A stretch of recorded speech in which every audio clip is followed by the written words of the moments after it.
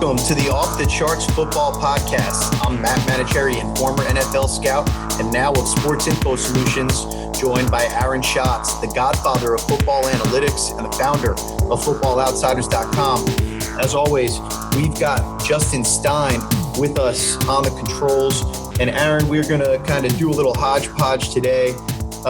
One thing that I definitely wanted to start off right off the top with you about was I saw on FootballOutsiders.com something about the value of mock drafts. And I got to be honest, as me, former scout, now with Sports Info Solutions, I find mock drafts to be the most valueless thing in the world. I can't stand mock drafts. I think they're a waste of time. I even hate it when Sports Info Solutions does mock drafts.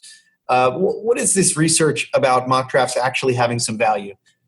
Yeah, so this is done by a guy named Benjamin Robinson, and he has a site called Grinding the Mocks. And he sort of discovered by collecting data from mock drafts that actually mock drafts do a fairly good job of predicting where guys are going to go in the actual draft. There's sort of a wisdom of crowds element to it, that once you sort of, once you combine a lot of mock drafts, and he weights them so that certain people who do mock drafts who've had, more success and been more accurate in the past get weighted higher. But you end up with this sort of wisdom of crowds result that gives you a good idea of where players are actually going to be drafted. Although he definitely found that certain positions that there was a tendency for players to be listed too early in mock drafts, quarterback in particular, wide receiver.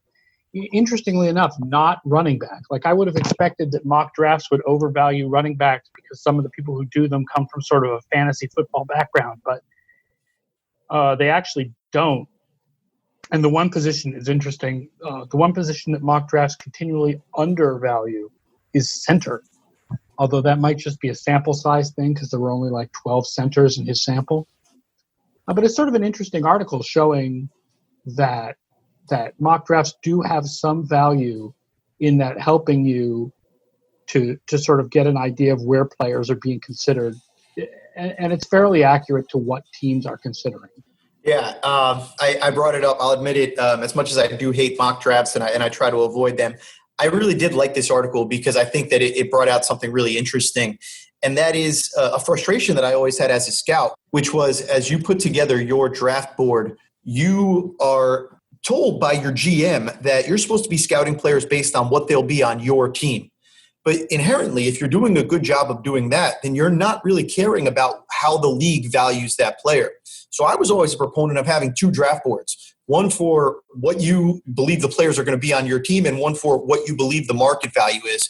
And I really think this article, by using the mock drafts, creates a good system for being able to do that totally objectively. And I think it's really interesting because, like you said, you're going to overvalue some positions and you're going to undervalue others. So this just puts it all into one coherent sort of context so that you can, not rely on that, but at least have a range for different positions, different players of where they might go. So you know where you need to be in order to get the guys you want. One of the things that's interesting about this, and it's only based on a couple of years of data. So obviously, results would be better, once he's got more years. But one of the things that's interesting is which teams have the least amount of draft surplus value compared to where mock drafts are. Because I think what that does is point out which teams tend to go off on their own and do stuff different from the wisdom of the crowds. Cleveland, Atlanta, Seattle, San Francisco, and Tampa Bay were the teams that stood out for sort of drafting guys earlier than the general expectation. Right. And I thought what he found was interesting, that it doesn't necessarily make you better or worse at drafting. It's just kind of you're more divergent in where you're willing to go for people relative to where they're expected to go. Right. Well, especially after only a couple of years of this, these players haven't even finished their first contract yet. So there's no way to tell whether those teams are better or worse at drafting.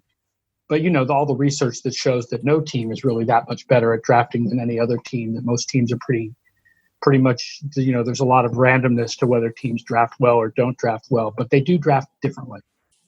Right. And I guess it stands to reason then that kind of on average that all of the teams don't draft any better or worse than all of the teams. who don't draft any better or worse than one another over time. Yeah, I mean, there's no indication that the teams here that draft, they tend to get surplus value compared to mock drafts.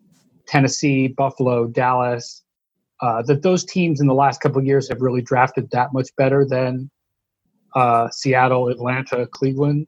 The one thing I will say is I've gone back and looked at it, and it is true that when teams draft a player 3 or 4 rounds earlier than where they're projected by most DraftNix sites, those picks almost never end up well. Yeah, and that makes sense because I don't even understand what the reasoning would be for something like that. Really interesting stuff there. And yeah, of course, like we're talking about, there's so many aspects that aren't considered here. Like if you accumulate draft picks, I think both of us would agree that's going to be a much better strategy than trying to outdraft other people or to have an understanding of even the marketplace better than somebody else does. Accumulating picks, I think when you look back historically, is the only strategy that's proven to get you more value. Right, absolutely. All right. I wanted to start there, but with my own little question. But we got a few questions in from different listeners, including Kevin Ruprecht. That's at Kevin Ruprecht. He sent us over a question, and I wanted to hit on some of the mailbag with you. Why do draft quote-unquote experts keep mocking running back to the Chiefs in round 1? You want to take a first shot at that one? Well, I mean, I will be proven wrong if the Chiefs actually take a running back in round 1. But my first answer would be I don't think that they think like Andy Reid thinks. I think that they look and they see undrafted players at the running back position and they think, oh, that's a hole. Whereas I look and I'm guessing that Andy Reid is like me. He looks and he sees what Damian Williams has done and says, we're fine. Yeah, I don't think that you're wrong. Now, to kind of agree with the quote-unquote experts that Kevin's talking about here, I will say, if you look on the SIS Football Rookie Handbook team page for the Chiefs, and you look at, across their offense, it's stark how good they were at quarterback, receiver, tight end last year, and how relatively poor they were at running back in terms of accumulating value. The other thing that page doesn't tell you, though, is that the best way to create more running back value is to scheme running back value. Because the difference between the players is not what's actually going to result in that there. And so that goes back to your point of, I think Andy Reid has that understanding. Now, are there some juicy players that I'd love to see in that Chiefs offense that, would DeAndre Swift be exciting on the Chiefs? Absolutely. But I also think Clyde Edwards-Helaire would be exciting on the Chiefs maybe a round later. So that's kind of the point when you start to look at the running backs and then you keep going deeper and deeper and there are more and more guys. Like these guys exist like we're always talking about. Plus, they just went out and signed DeAndre Washington. I mean, they've got now Damian Williams. They've got DeAndre Washington. They've got Darwin Thompson. They've got Elijah McGuire, Darrell Williams. They've got guys. I mean, these guys are plug and play. That's generally how it is. And I don't see them as a team that's going to take a first-round running back. They have other holes, like on defense. They could use more defenders, especially off-ball. I realize off-ball linebacker is not as important as some other positions, but that's where they have a hole. Right. I couldn't agree with you more there. They're definitely relying on playing kind of more safeties and being one of those teams that kind of crowds the middle of the field with safeties as opposed to linebackers, which I like. But really across the board on defense, if they can find a player that's going to upgrade their team, that's probably going to create more value for them than a running back. Absolutely. Another pass rusher would create value. Off-ball linebacker would create value. A more nickelback right there. They've got weakness at cornerback. Right now, their starters are Breland and Shavarius Ward. I mean, and then their nickel is a kid who was a 6th-round pick last year, Rashad Fenton. So why you would mock a running back to the Chiefs when they desperately need off-ball linebackers and cornerbacks, which is super important position, I have no idea. Yeah, well, I think we're preaching to the choir here with Kevin because, with the experts being in quotes there, I don't think he really thinks that that's the idea either. So yeah. Let's kick it forward. Let's talk about another question. It's a little bit tougher one from Riley at Senior Dry Guy. He asked us, what has been John Schneider's highest AV trade or trades during the draft? Now that AV, I think, is a pro football reference, kind of using that approximate value metric. We have different metrics that we like to use for value. So if we kind of translate that question, what are John Schneider's best trades? Where has he created the most value? I don't know about you. I feel like I need to look at a list of these. I would need a list of trades. Yeah, I don't know all the trades that Seattle has done in the draft over the last few years. I don't know if this is a comment suggesting that Seattle likes to trade up and get less, and there's less value to that than trading down. But I don't know for sure. I'm not an expert on Seattle's trading history here. Right. So let's break this question down a couple of different ways. I would say, first of all, I don't know, trade or no trade, the highest AV pick, the highest AV thing that John Schneider has ever done, his name is Russell Wilson. Specifically in terms of how that or any other value metric's going to work. All of the AV stuff or SIS WAR or DVOA or anything else is going to be strongly in favor of that one. But then also looking at it, I think you mentioned it, wherever he traded down, those are going to be the situations where you accumulate more value. We've seen this over and over again.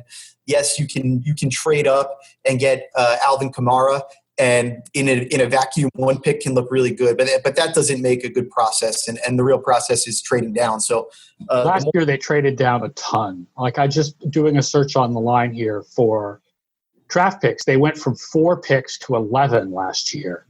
Wow, yeah, I remember that. Yeah, they traded 21 for 30 as well as a fourth, 2 fourths. Then they traded 30 for 37 as well as a fourth and a fifth. Then they traded 37 for 47 and 77. So, yeah, they did a lot of trading downs. I don't know which one of these, if you use the Chase Stewart draft value chart, I don't know which one of these is the best of these trades. But I apologize for saying earlier that maybe this question was a reference to them trading up a lot. It looks like it's the opposite, that they trade down a lot, especially last year. All right, let's take it forward. A question from a friend of the show, Noah, that's at I Am That Noah, asked us Foles versus Trubisky analytic breakdown and who you guys project to win and why. I feel like we've had this conversation before. Here's the thing. Look, I realize that this is not a popular thing to say or point out, that Mitch Trubisky is not the worst quarterback who's ever played the game. But if you look at least at DVOA, in every regular season, I believe, Mitch Trubisky has been better than Nick Foles. To believe that Nick Foles is better than Mitchell Trubisky, you basically have to either believe that Chicago's had much better weapons for him to work with, or you have to really put a lot of weight on that postseason that he had when they won the Super Bowl. And that was a phenomenal 3 games. There's no question that he played really well. He dueled with Tom Brady. There was a blowout in there. Regular season, if you just look at the last 3 years when Trubisky's been obviously you can go back to whatever that year was, 2013 or whatever it was that Nick Foles was. That's going to be my question, yeah. But that was 6 or 7 years ago at this point. Yeah, that was a long time ago. We have SIS stats going back to 2015, and it was before then. And like you said, so that's interesting though. But even in terms of on a rate basis, even in terms of DVOA, Trubisky's been better than Foles. I believe in each of the last 3 years, Trubisky has been better than Foles. Yes. Right. And we not by a lot. Right. But by a little bit. That I don't see a huge difference between them. I don't see Foles as some kind of big upgrade on Trubisky. Right. As much as I'd like to think that there is some more of an upgrade there, I like the idea of Foles coming in there and certainly having to manage what Foles can do and definitely make him kind of a guy that you win in spite of more so than as a real person that you can rally around. I think you can do a little bit more with him than you can with Trubisky. But looking back, at the advanced stats on sysdatahub.com, I don't see a lot of evidence on there. 4 teams in the last 5 years. Back in 2015, the Rams season was really atrocious. You look at the IQR numbers. He hasn't cracked 100 in IQR, which is easier to do than QB rating, which most quarterbacks do at this point. And even the difference, you look at that Eagles, those 5 games in 2018, the 7 games in 2017, you see the QB rating and the IQR are almost identical, kind of indicating that a lot of what's getting done is getting done without him or his receivers and everybody else around him. The offense was maximizing everything that they could have done from what kind of performance he was putting out there. So it wasn't great last year. He got beat out. We'll continue to I don't know if we actually disagree about this one or if we just kind of have different levels of optimism about it. I could see it with Foles. I think there's some reason to think that this becomes at least a playoff team with Foles in there. But to think he's a high-end starter, I think that's Noah's alone on that one. I mean, I think they could be a playoff team with Trubisky as the starter too. It all depends on their defense. That's what it was 2 years ago. I mean, I don't see Foles as being an upgrade at the quarterback position. Yeah, it's just it got really broken there last year for a while, and they really couldn't scheme anything for Trubisky. Trubisky DVOA last year minus 11%. Foles in 125 passes for Jacksonville minus 21%. So as much as it was a downgrade from the year before for Chicago, Foles was worse. Noah, sorry to bring you that news, but that's why they play the game. So we'll let them down easy, right, Aaron? Yeah. All right, and one more question from our friend Nathan Cooper. Koopaloop 08 said, aside from Okudah at the top, a lot of corners that make the case for the 2 through 5 spots in the corner class. What analytics can you use to help shape that and determine who deserve those spots? Well, we're going to start talking in a couple minutes here about some of the Football Outsiders projection systems and how those work out.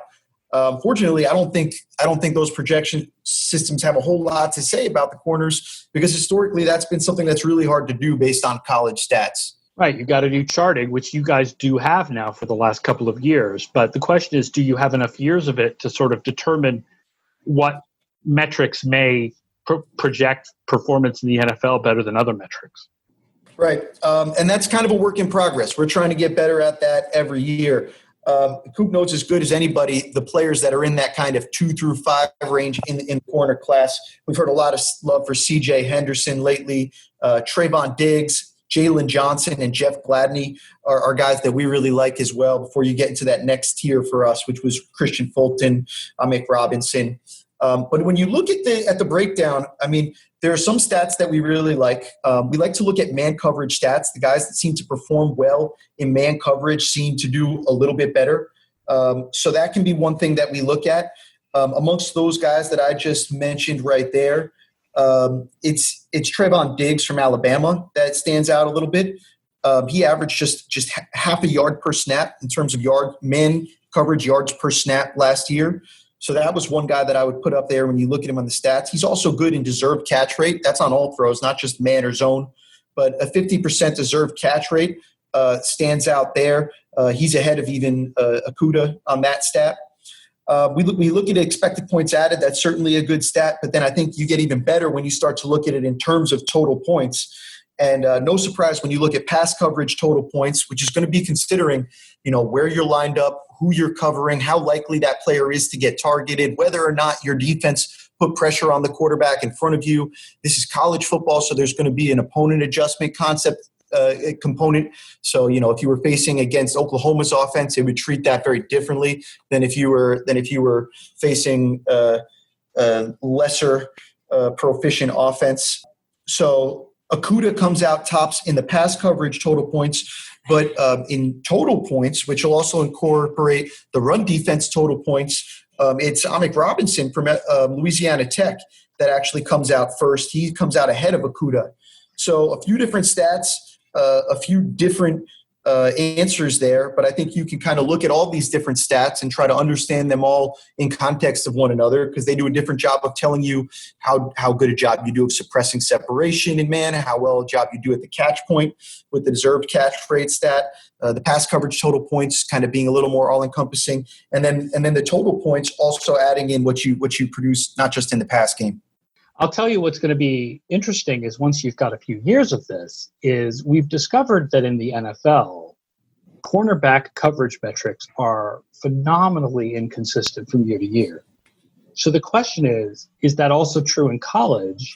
And if it is, how predictive are those metrics? Are certain metrics more predictive than others? Like, is there a way to sort of control for that inconsistency to figure out who's going to be a better pro? I'll give you a good example, just paging through the rookie handbook, C.J. Henderson, Florida, allowed 5.3 yards per target in 2018, which is phenomenal, and 10.1 yards per target in 2019, which is awful. So who is he? Right. And it's, like you mentioned, those yard per target stats, and any sort of target stats, that it's not just the per snap stuff, but you're only going to have so many targets as a defender, and all of those targets are not created equal in any sort of way. So you're going to need more sample for that stuff to stabilize, which unfortunately we just don't get a lot of the time in football, especially with prospects. And you're going to have to rely on some of those other things that are more stable and more predictive. One thing with C.J. Henderson, you see from the handbook, he spends a little bit more time lined up in the slot than some of these other top corners. So you can at least take away from that some idea of what they were asked to do and how those performance metrics are kind of fitting into there. Yeah, it's difficult. The cornerback stats, it's we still haven't found a way to find cornerback stats that are really consistent from year to year. And so that definitely is going to hurt our ability to use stats to project guys into the NFL. Sports Info Solutions brings you the second annual edition of the SIS Football Rookie Handbook, with scouting reports and statistical breakdowns on over 280 college football players who are likely to be drafted or signed as rookie free agents in 2020. New features this year include unique and informative NFL team pages, research deep dives by the SIS R&D team, and, for the first time ever, the NCAA version of the SIS flagship football statistic, Total Points. At Sports Info Solutions, we collect and analyze college football players like it has never been done before. Whether you're a film junkie, an aspiring analyst, or just looking for the most comprehensive information on what your NFL team's rookies did while they were playing college football, this book has what you are looking for and more. Michael Lombardi, former NFL general manager and three-time Super Bowl winner, said, "This book is the closest fans will get to reading real NFL scouts reports, because it is detailed reporting with a complete understanding of what it takes to play in the NFL. Well done." John Park, the manager of research and strategy for the Indianapolis Colts, said, "Scouts matter because not everything that counts can be counted, and relevant data matters since not everything that can be counted counts. With that said, SIS creates relevant football data that matters." Please check out the SIS Football Rookie Handbook. It is available wherever you get books. You can get it on acta.com, ACTA.com. You can get it on Amazon.com, or you can find it at Barnes & Noble.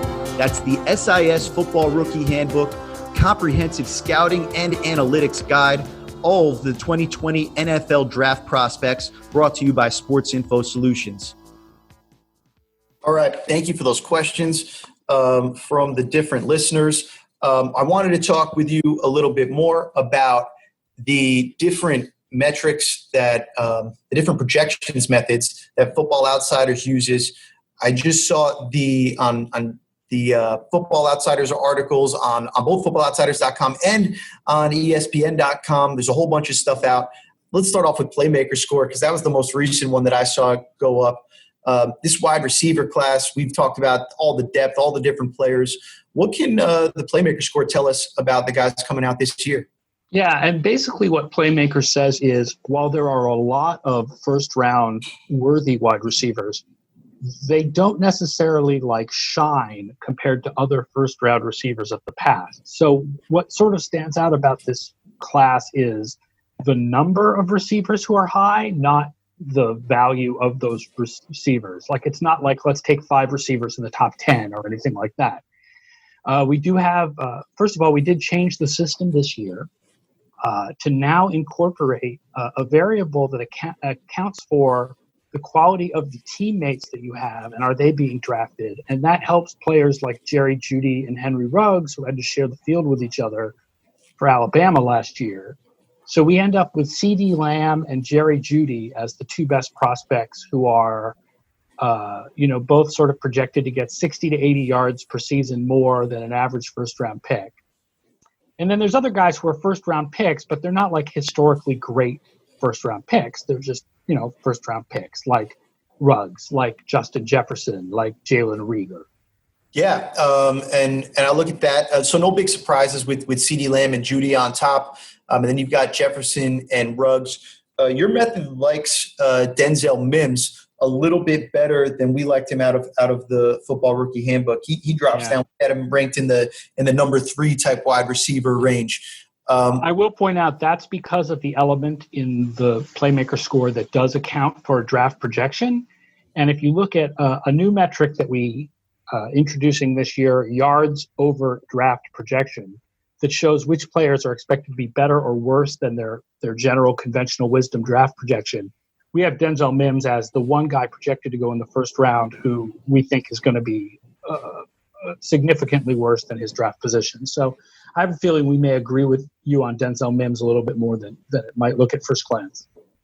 That's interesting. And what is the yards over draft position? That's basically saying the difference, but if you remove out that projection, basically how they would be. Well, no, it's including the projection, but it gives you an idea of who is projected to be much better than their draft position if they go where we're expecting them to go, or much worse than their draft position. So, like for example, like overall, Justin Jefferson would be better, projected better than our big sleeper pick, which is Tyler Johnson out of Minnesota. But Tyler Johnson has a better yards over draft projection because he's projected to go in the 6th round. And what we're expecting from him compared to the average 6th rounder is a lot higher than what we're projecting from Jefferson compared to the average 1st rounder. That makes sense. Maybe I should rephrase because you're using the draft projection within the model that's projecting where they're going to go, their projected round. But I would imagine that it would be a pretty similar set of inputs that you would use, with the exception of that draft position, to give you the idea of what the yardage would be that you would then subtract or add from whatever the draft position expected yardage would be. The tough part is we used to have 2 versions of this. One did not incorporate projected draft projection at all. But we can't use that anymore because of the addition of the variable that accounts for the draft projection of your teammate. So therefore, there's no way to do a version of this now that doesn't account for draft projections in some way, because if it's not accounting for draft projections for you, it's still accounting for how good your teammates are. So it would lead to a really weird situation where if you had 2 receivers with the same stats, but one was projected to be a 1st rounder and one a 3rd rounder, and they came from the same school, we would effectively be projecting the 3rd rounder to be better than the 1st rounder because he had to share the field with a 1st rounder. You project player B to be better than player A because of the fact that player A is better than player B. So it doesn't make any sense. So we can't do that anymore, but we did kind of try to show which players we like better than their projected draft position: Tyler Johnson, Isaiah Hodgins from Oregon State, Omar Bayless from Arkansas State, and which players we don't like as much as their projected draft position. And the guys who stand out there are Mims and Michael Pittman Jr. from USC. Very interesting stuff. All right, let's take it from that position and move to the running backs, the much maligned position. Any updates to BackCAST this year? Nope, it's the same system, except that it now has a new favorite player because Jonathan Taylor from Wisconsin got our best projection of all time. And that means that's totally different from the whole debate about where running drafts should be drafted. But what it suggests is that when you are going to start drafting running backs, he's the first one that you should draft. That's really fascinating. You think about Wisconsin running backs and how sometimes they've kind of been overdrafted and have been known to not have great NFL careers. So it's interesting that it would come out that he projects really well. What do you make that's going on there that kind of underlies the rating? Well, one thing is the big failure out of Wisconsin is Ron Dane, and that was 20 years ago at this point. But it likes that he was very fast at a high, heavy weight. So a high speed score, that he averaged 6.7 yards per carry in college, that he was given the motherload of carries on the team. It really likes, our system really likes running backs who are trusted by their coaches. Usually you stand out compared to your teammates if you're going to be a good running back in the NFL. So those are the things that it really likes about him. Good stuff. One guy that comes out really well in your ratings is A.J. Dillon. He was the number 9 running back in the football rookie handbook. We've got kind of the low-end starter, running back by committee type of grade on him. He comes out number 2 in the BackCAST projections. What can you tell us about him? Yeah, it's another guy who had an impressive 40 given his size, 247 pounds. Dominated his backfield at Boston College, got most of the carries. His yards per attempt is not as good. It's 5.2, which is actually low for a drafted running back. But he has a strong BackCAST. Now, here's the thing. Another debate we can have is about what kind of running back you want to have.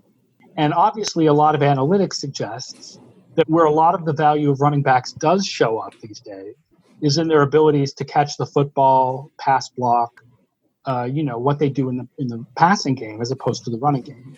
The fact is A.J. Dillon is not a pass-catching back. He's very much a ground-and-pound guy.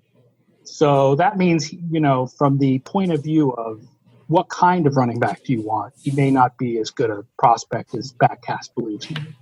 Yeah, one guy that comes to mind when you just A.J. Dillon and coming out of Boston College was Andre Williams several years ago. Very productive running back, all that kind of stuff. Even more production than A.J. Dillon, even though Dillon's been a 1,000-yard back 3 years in a row. But the passing game was really just atrocious with him, and that's what you worry about with Dillon. Just 30 targets over the last 3 years there. Not really used in the passing game very much. Not really good in pass protection either. So you see him as a first and second down only kind of guy. That is a good transition in, though. We could touch real quickly on your take just on the Christian McCaffrey deal. I heard Levitard mentioning that you had an opinion on it. So since you're getting quoted in the national media, I figure we should at least bring it home on the podcast. Oh, man, I had no idea that I was quoted by Levitard on CMC. Listen, he had an amazing season. I don't want to take away from his talent and his athleticism and what he's done with his time in the NFL. But the fact is that, there's now this very strong record of second contracts for running backs being a really bad idea. And there's even a strong record of running backs where your response to that comment is, yes, but this running back is special because of his value in the passing game. There's now a record of those being bad contracts. Todd Gurley is a bad contract. David Johnson is a bad contract. Le'Veon Bell looks like a bad contract. So, as good as he is, this just nobody when's the last time that a team felt good about signing a running back to a second contract, to an extension like this that made them the highest paid player at their position? Now, I could be wrong, and he could make it worthwhile. But one thing I pointed out on Twitter is, let's say that McCaffrey is, in fact, worth the value of this contract. That still means that the track record for running backs getting big second contracts who were quote-unquote exceptions because of their value in the passing game is 1 for 4, and that's still terrible odds for doing it next time. Yeah, every time I think about that deal, both sides of my brain get into just big arguments with one another, because there's a part of me that is just, no, we can't pay running backs. It's just not going to be the strategy, no matter what the type of running back is. We've seen this play out before. And part of me says, wow, somebody this young, a 4-year contract's really probably just a 2-year contract in the context of NFL money. Well, it's a 4-year extension, so it's tacked on to the 2 years he has left. It's actually 6 more years. So it's 6 more years. I wonder how it plays out in terms of what's really guaranteed. I haven't looked into that too much. But it all seems very reasonable, even knowing that running back aging curves are going to start to fall off a cliff at age 25, 26. It still makes sense there. So I want nothing to do with any opinion on that, because no matter what opinion I give, I could myself criticize my very own opinion. And I just get into a big cognitive dissonance battle when I think about that deal. I don't love it. I don't hate it. But I definitely don't feel strongly enough that I can argue with your very reasoned take that when you just subtract the player that's on that, and the human that we're trying to attach to this, and you just look at this historically, it's played out the same way over and over and over again. Right. It's a process argument rather than an argument about this player in specific. And I absolutely acknowledge that it could be wrong, that McCaffrey could prove to be worth this money. But it still would be that paying a player like this kind of money, it's so rare that they're worth it, that it still becomes a bad decision? Process over outcome. Looking just over some of these running backs that you have, some agreement, some disagreement. We both like J.K. Dobbins and DeAndre Swift pretty well. Anthony McFarland is a guy that Nathan Cooper, our lead scout, really loved. He saw him play in person a couple times at Maryland. Kind of an interesting prospect in a few ways. It definitely some nice things to like about the way he plays, but some things to not like about the amount that he's played and some of what he does bring to the table. But he's an interesting one that we should both keep an eye on. Moving down the list a little bit, one guy that we really like, that a lot of people really like, Clyde Edwards-Helaire, not a favorite of the BackCAST system. Yeah, I think this is where it would be interesting if we had enough years of broken tackles to incorporate them into BackCAST, because isn't one of the things about Clyde Edwards-Helaire that he led college football or was close to the lead in broken tackles? Yeah, he's we have him third in broken tackles, in broken tackle rate. We have him in yards after contact, not as high. He's 10th in yards after contact per attempt, but third in broken tackle rate, which is probably a better stat, 35 broken tackles per 100 touches. And then, yes, in terms of rushing total points and total points, he's our top guy. So to your point, when you put together the charting data on him, if we had a mixed model, we'd probably like him a little bit better here. And we had the same problem with Kareem Hunt. Kareem Hunt is someone that BackCAST didn't like, who had a ton of broken tackles and was better in the NFL than BackCAST predicted. The problem with Edwards-Helaire is twofold. One is that he just didn't get that much playing time compared to other star prospects, and that there is, a history of players who aren't featured on their team's running attacks not being as good in the pros. And there are exceptions, of course, Alvin Kamara.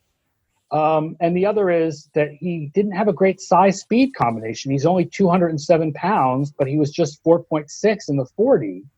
So he ends up comparing to a lot of failed running backs in the NFL, and then one success, which is Ahmad Bradshaw.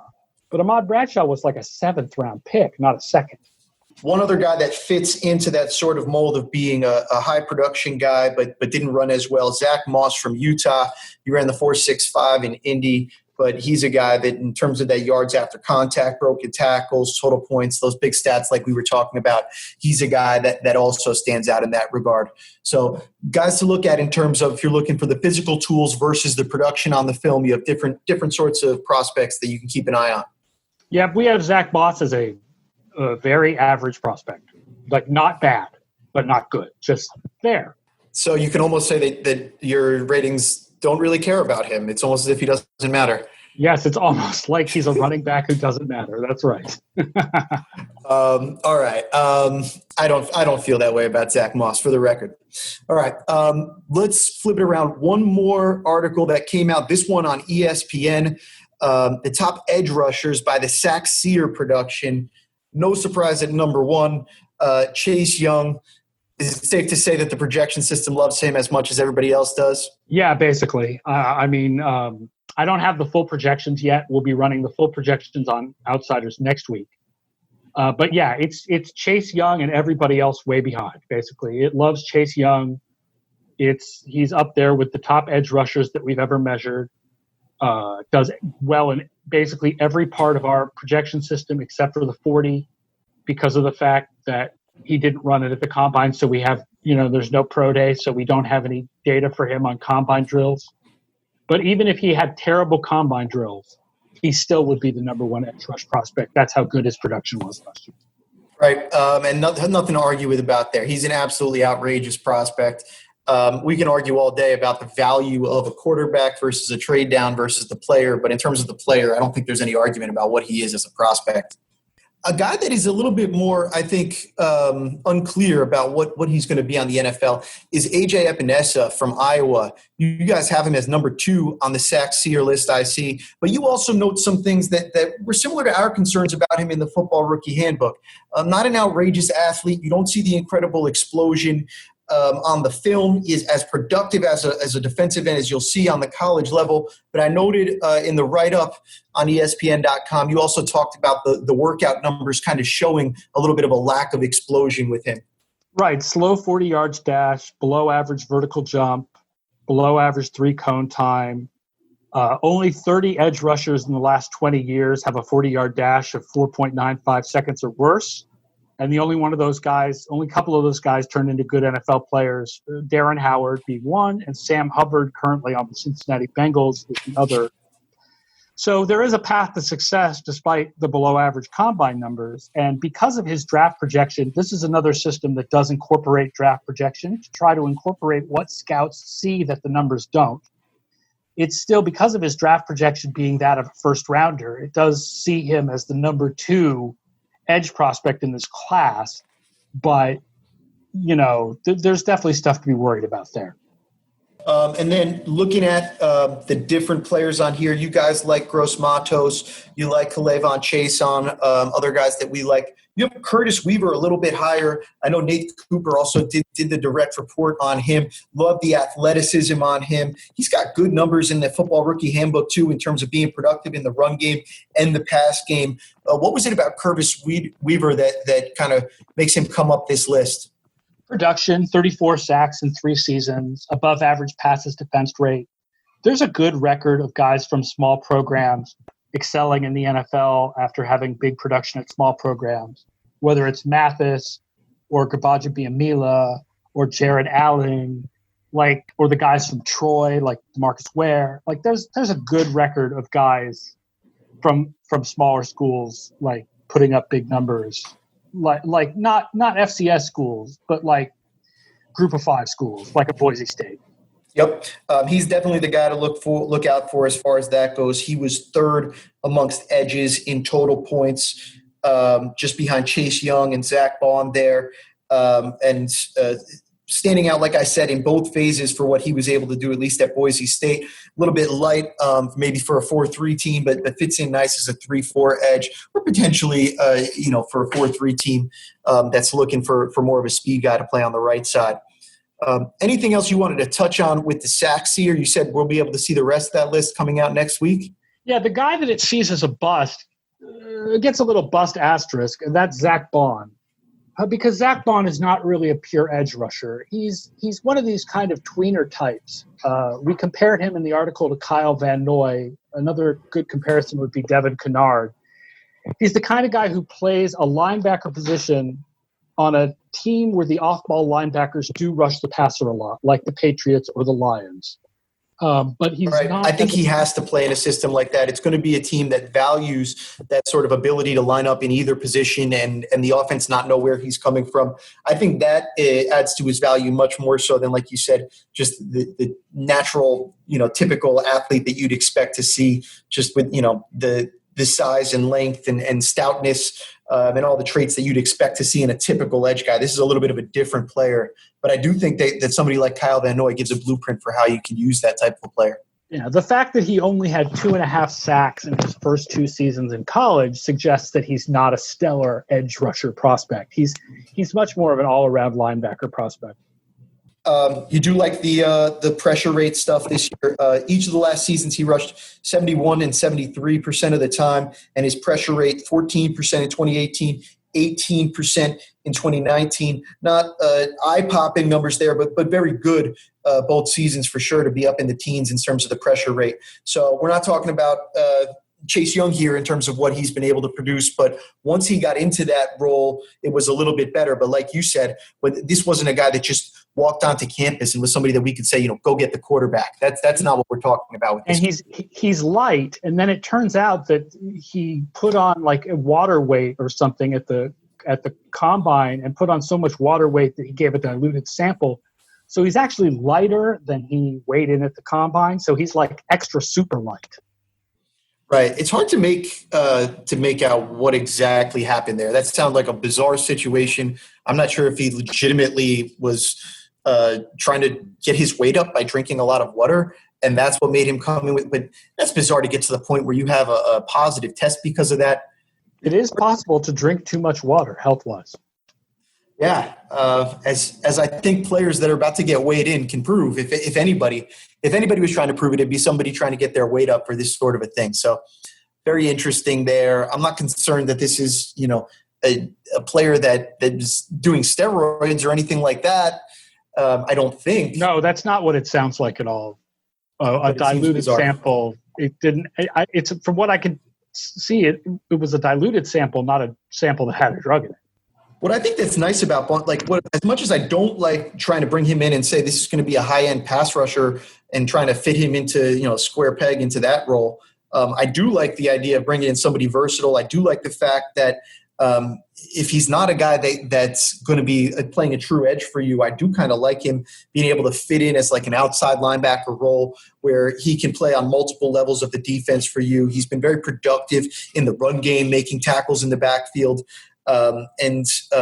The one metric that I keep coming back to that we really like here, that adjusted tackle depth plus, you saw him making tackles 21% closer to the line of scrimmage and closer to the backfield than you'd expect for somebody lined up where he was lined up over the years. So I think he's a player that at least brings you versatility, but just don't draft him if you're trying to think of this as a high-end special teamer. I think you'd set yourself up for failure there.